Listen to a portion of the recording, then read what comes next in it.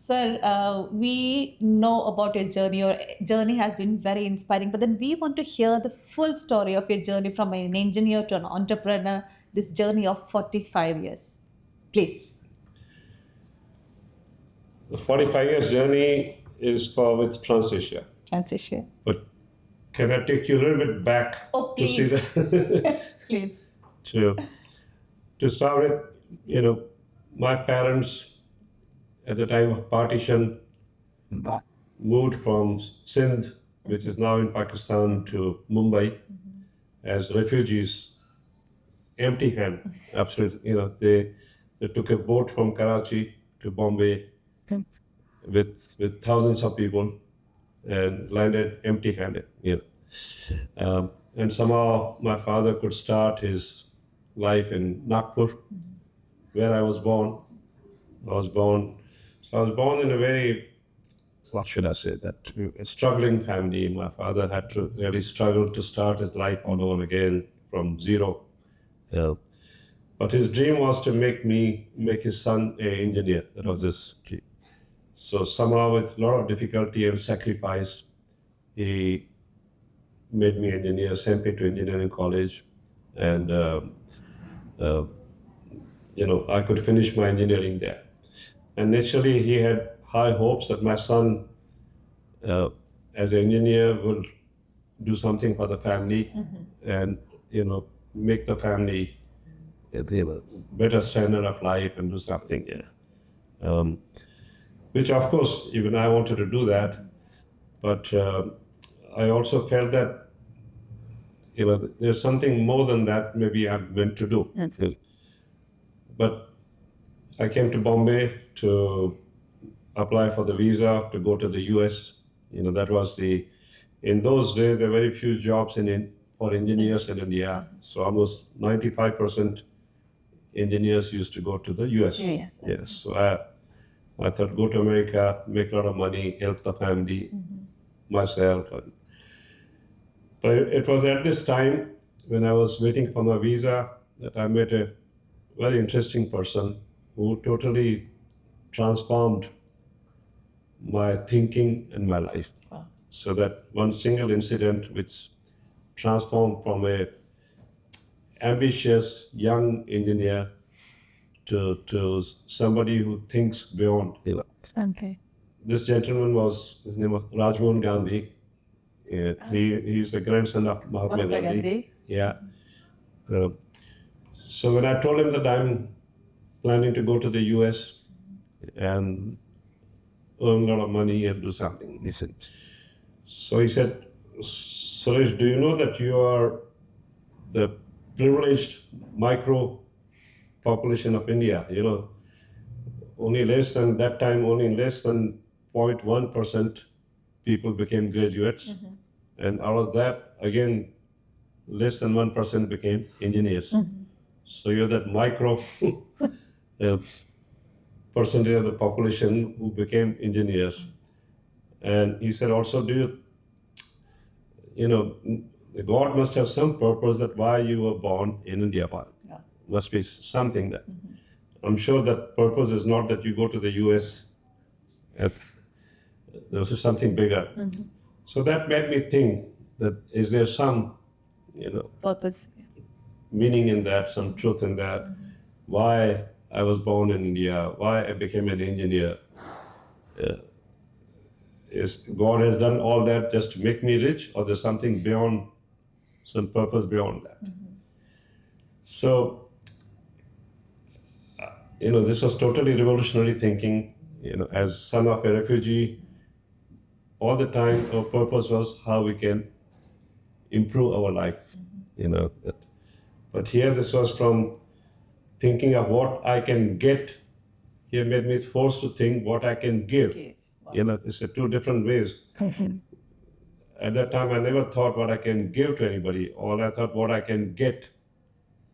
So how to change from get to give was a big challenge in my, it really challenged me to think something beyond that. But as the days went by, I began to see that there's, some truth in that, that Also that the real happiness comes from giving and not from getting. Getting. So, but took me some years. So I decided to work with Mr. Gandhi as a voluntary worker without salary. I worked 9 years with him as a voluntary worker without salary. For 9 long years. 9 long years.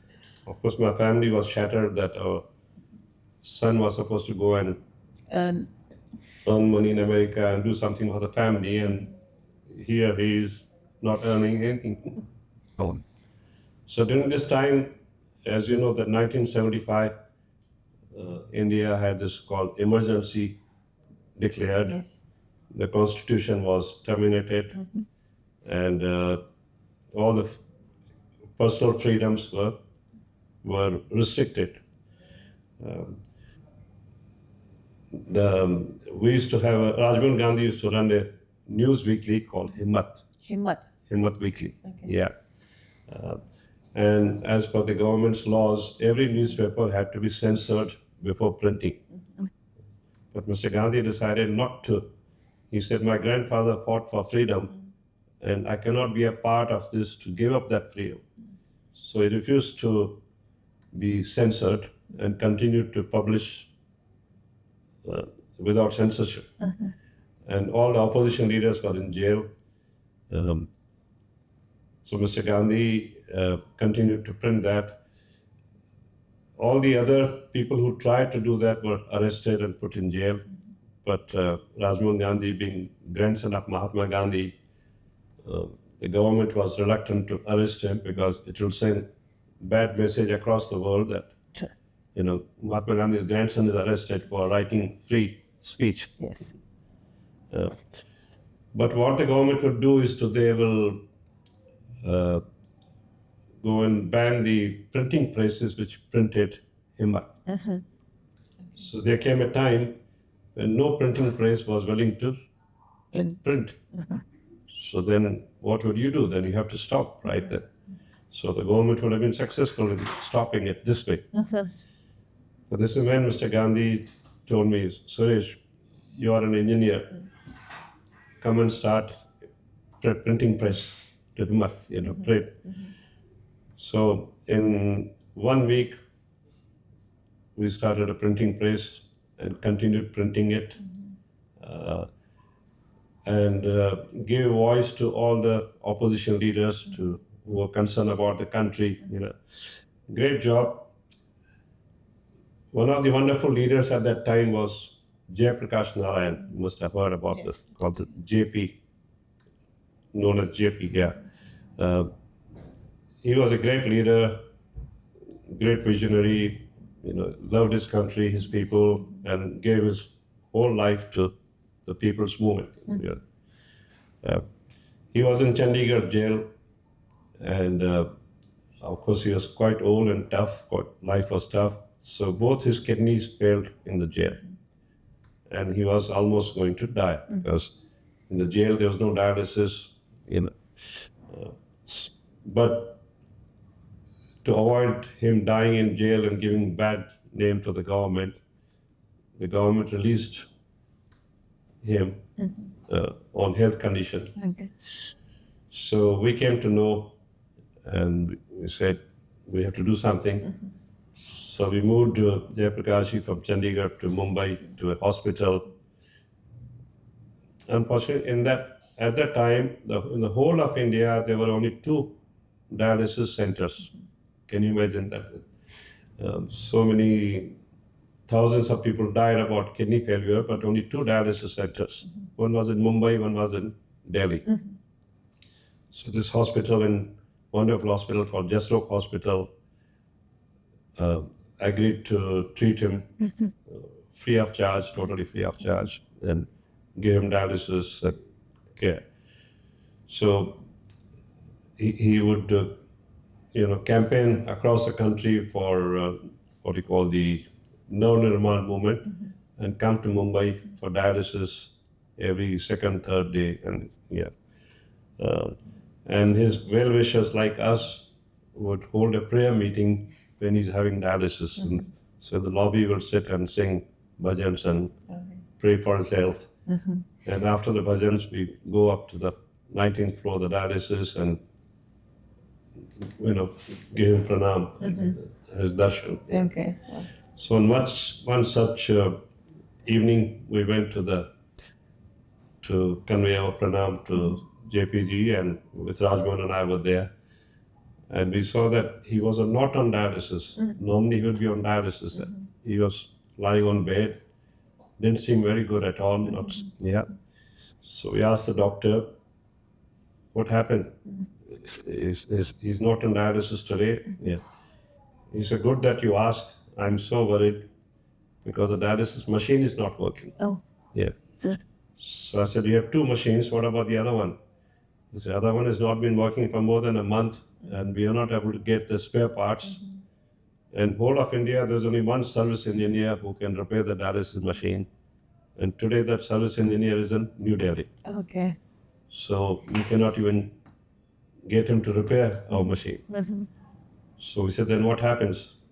He says, I don't think Jayaprakashi will survive because in 3-4 hours, if you don't put him on dialysis, he'll get into coma, and then we don't know what will happen after that. So we were shocked. How can we let that happen?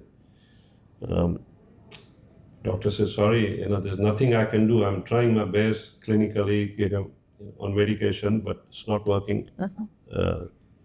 So all I can, need everybody's prayers and see what we can do. So my friend Rajmohan Gandhi says, Suresh, you are an engineer.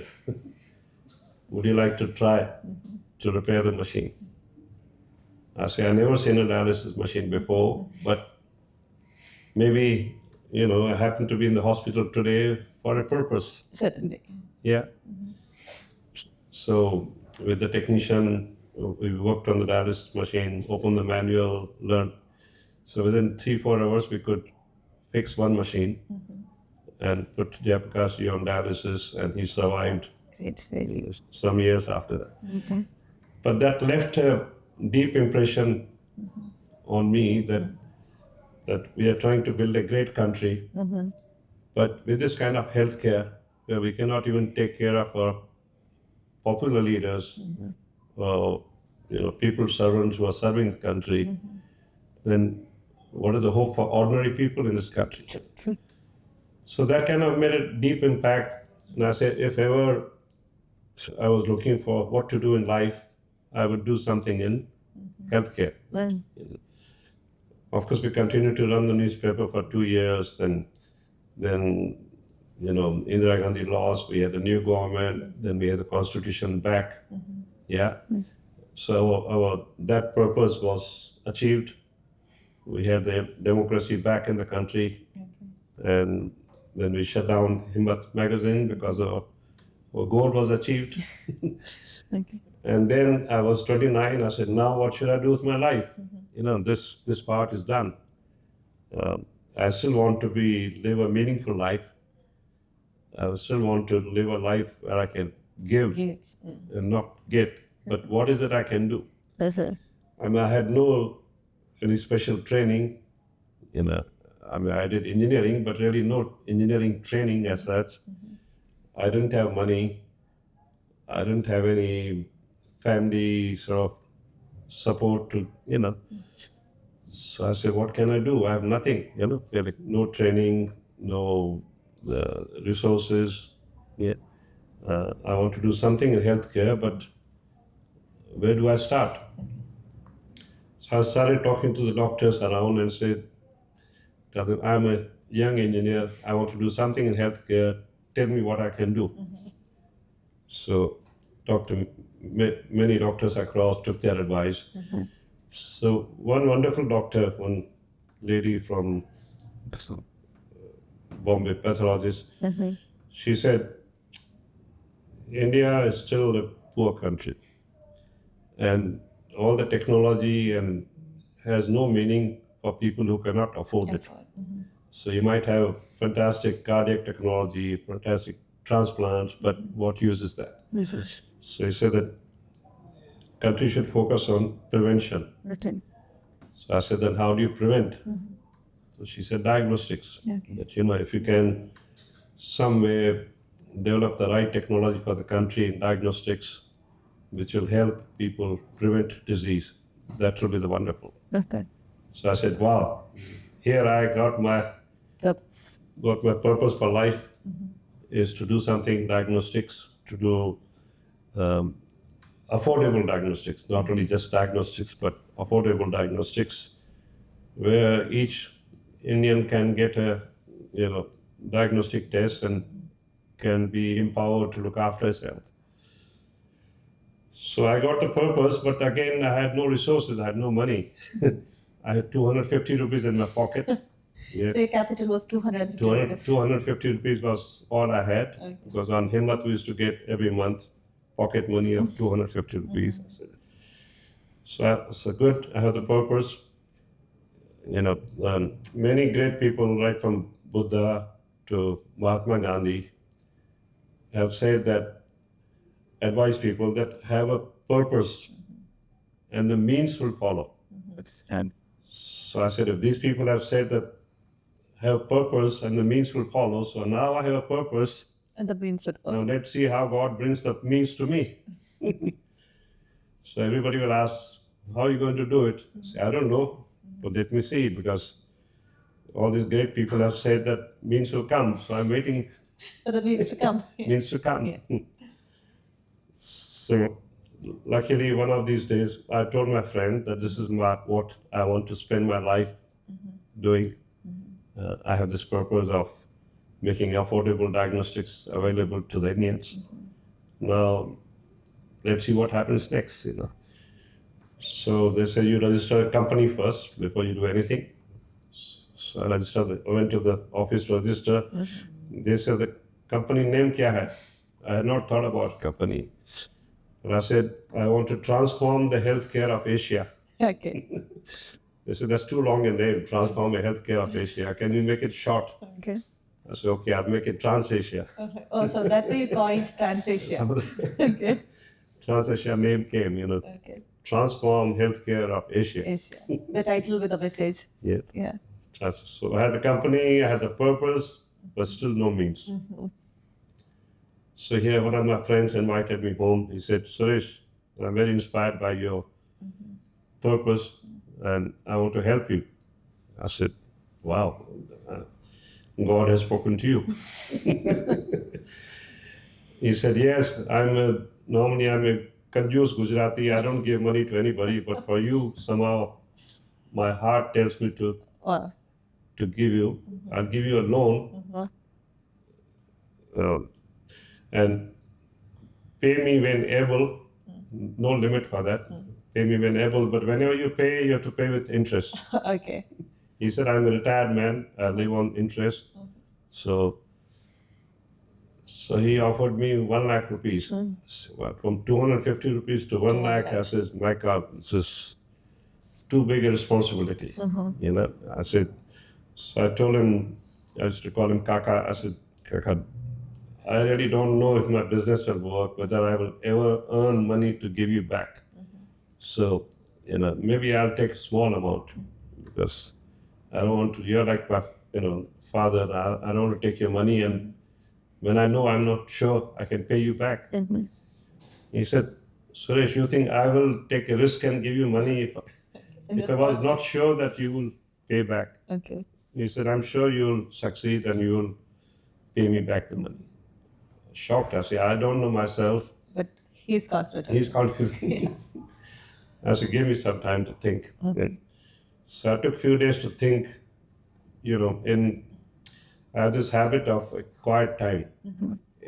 In the morning, sit quiet and let my inner voice guide me. So in one of these days, in my quiet time, God said to me that if I want to support you, how will I do it? I will not come from heaven and bring the money to you, right? I'll speak to somebody in his heart to do that. So believe me that this is from me. yes. So I said, yes, that's wonderful. If God wanted to give me money, he wouldn't come all the way to give me. Directly. He would do through somebody. Yeah. So I took the money. So I had the purpose. I had the resources, Yeah, the means. but still no plan how to do it.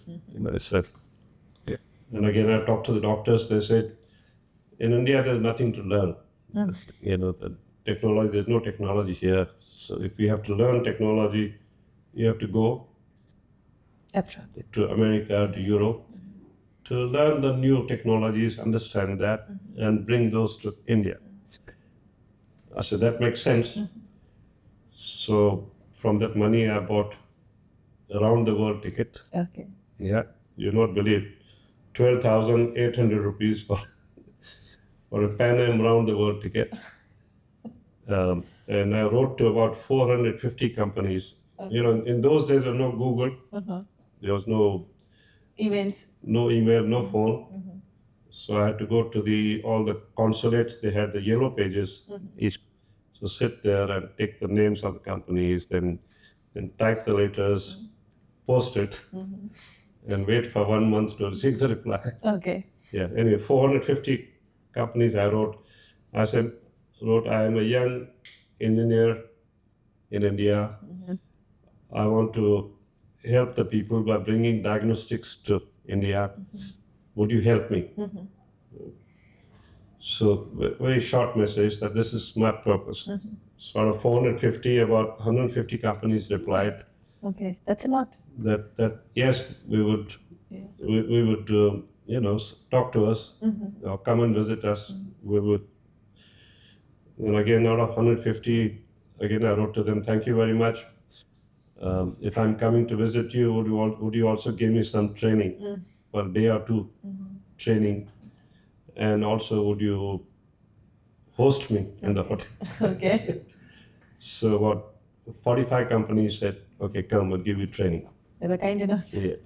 So I visited all the 45 companies, had good training, understood the diagnostic world, and really had I would say that more knowledge than any Indian had about the diagnostic scene. And some of these companies, they said, okay, we like you, you have the knowledge, so go back to India and sell our products. Okay. So I came back with already 2 agencies from the overseas companies to start selling their products and diagnostic products. So when I came back after 6 months, I had knowledge. Of course, the money finished by then. All the money. Yeah. So knowledge about the companies, 45 companies I had training in, what's happening in the world, very up-to-date knowledge, and also the starting of the business. So that was the foundation of Transasia. So all the best labs of India, when I offered them technology, they said, wow, including Dr. Arvind Lal of Lal Path Lab. The first machine ever he bought was from me. From your own building. Metropolis founder, Dr. Shah, Sushil Shah, he bought from me. So I became the channel for the technology to India. So that's wonderful. But still it was not affordable. So I said, this is good, but still not where I want to be. So we can do it only if we make it in India. So in 1991, we set up a small factory to start manufacturing in India. Okay. Where was the factory? In Mumbai. Mumbai. Okay. Yeah. We made our first analyzer there, 1991. Very successful, very affordable price. And of course, my personal guarantee that that whenever you have a problem, call me. Okay. So that worked wonderful. We were able to reach thousands of labs, continued manufacturing to the extent that today we have more than 130,000 machines Amazing. we have produced and supplied. In 40,000 labs in India use our machines. Yeah, and we are one among them. And on our equipment, every second, 15 tests are done. Okay. So on every 1 second, 15 tests are done on our equipment, which coincidentally comes to 1.3 billion per year. So which is about the population of India. India. So 1.3 billion tests are done on our equipment every year. Over here. So that's And technically I can say that one test for every Indian, though not quite, but Exactly. so that's a wonderful, it's a dream come true, 45 years reach this stage. But as I said, that's even today 70% of our countrymen don't have access to Accessibility. blood tests. So we have millions of people who are diabetic, millions of people who have hypertension, but they don't even know. True. So they continue to live, and one day they fall sick, and so this is where we need to change. We need to see that every single person in our countries has access to. Access. That is where we align with our mission. Exactly. We at Microhealth Laboratories, that is our vision as well. We want healthcare or diagnostics to be accessible to all the people, not just India. Like wherever we have our branches and our network globally, we want that to be accessible to each and everyone, Right. irrespective of the genres that is there.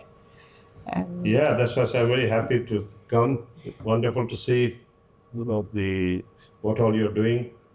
So creative, such a fantastic team you have. Honored to have you, sir. Yep. We are really greatly honored to have you on board. Yes. wonderful. So his inspiring stories that comes with one short message: to have a purpose in life, to not to lose the perseverance that we have, to have a goal in life, and not to quit trying, keep learning, and knowledge is something that you keep on learning and gaining until you go back.